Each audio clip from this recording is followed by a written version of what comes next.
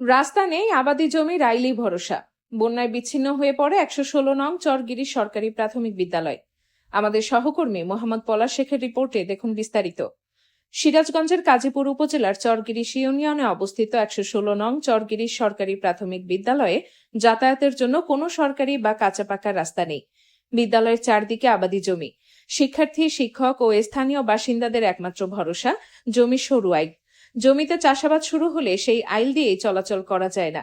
বর্ষা ও বন্যা মৌসুমে পুরো এলাকা পানিতে তলিয়ে গেলে বিদ্যালয়ের সঙ্গে যোগাযোগ কার্যত বিচ্ছিন্ন হয়ে পড়ে।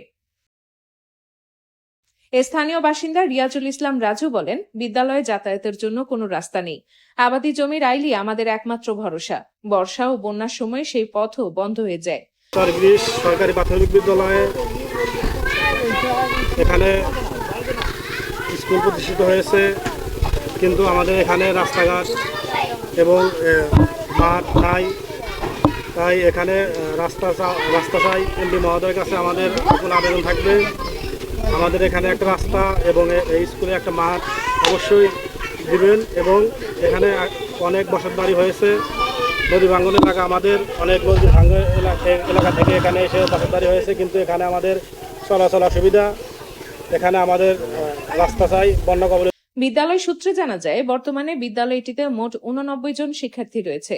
এর মধ্যে পাক প্রাথমিক শ্রেণীতে 24 জন, প্রথম শ্রেণীতে 16 জন, দ্বিতীয় শ্রেণীতে 15 জন, তৃতীয় শ্রেণীতে 10 জন, চতুর্থ শ্রেণীতে 15 জন এবং পঞ্চম শ্রেণীতে 9 জন শিক্ষার্থী অধ্যয়ন করছে। কয়েকজন শিক্ষার্থী বলেন, বিদ্যালয়ে আসা যাওয়ার পথে খুব কষ্ট হয়। খেলাধুলার জন্য কোনো মাঠও নেই। কাদা আর পানি মারিয়ে স্কুলে আসতে হয়। হাঁটাচলা সমস্যা হয়, বৃষ্টিপাত হয়, কাদা হয়, তার জন্য হাঁটাচলা খুব কষ্ট হয়। বন্যার সময় আমাদের যাওয়া আসা কষ্ট হয়, ছোট পোলাপান আসতে পারে না, আমাদের রাস্তার দরকার। আমাদের এখানে বন্যার জন্য আসা যায় না, তারপর বৃষ্টি কাদা হয়, ছোট পোলাপান আসতে পারে না, আমাদের আসার সমস্যা। আমাদের রাস্তা দরকার।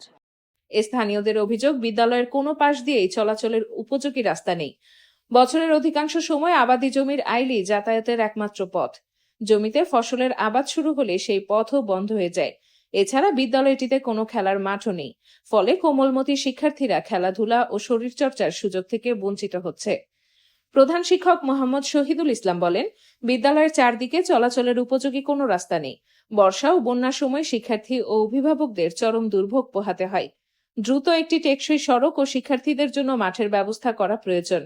আমার বিদ্যালয়ের আশেপাশে কোনো বাড়িঘর ছিল না, এখন অনেক বাড়িঘর হয়েছে, কিন্তু দুঃখের বিষয় আমার স্কুলের চতুর্পাশে কোনো রাস্তা নাই। আমার শিক্ষার্থীরা অনেক কষ্ট করে বৃষ্টিতে ভিজে, বন্যাতে অনেক কষ্ট করে স্কুলে আসে। আমি উত্তর কর্মকর্তার কাছে বিনীত আবেদন করছি এবং আমাদের কাজীপুরের এমপি মহোদয়ের কাছে আমি নিবেদন করি, আপনি অবশ্যই আমার এই সমস্যার দিকে খেয়াল রেখে অবশ্যই সমাধান করে দেবেন।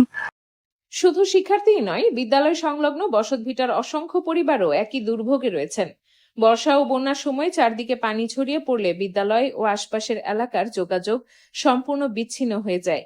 এতে শিক্ষার্থীদের পাঠদান ব্যাহত হওয়ার পাশাপাশি স্থানীয় বাসিন্দাদের দৈনন্দিন চলাচলও মারাত্মকভাবে ক্ষতিগ্রস্ত হয়। এলাকাবাসীর দাবি, দ্রুত বিদ্যালয়ে যাতায়াতের জন্য একটি টেকসই সড়ক নির্মাণ, প্রবেশ পথের গর্ত ভরাট এবং শিক্ষার্থীদের খেলাধুলার জন্য উপযুক্ত মাঠের ব্যবস্থা করা হোক, যাতে তারা নিরাপদ ও সুন্দর শিক্ষার পরিবেশ পায়। SMP News 24 news desk.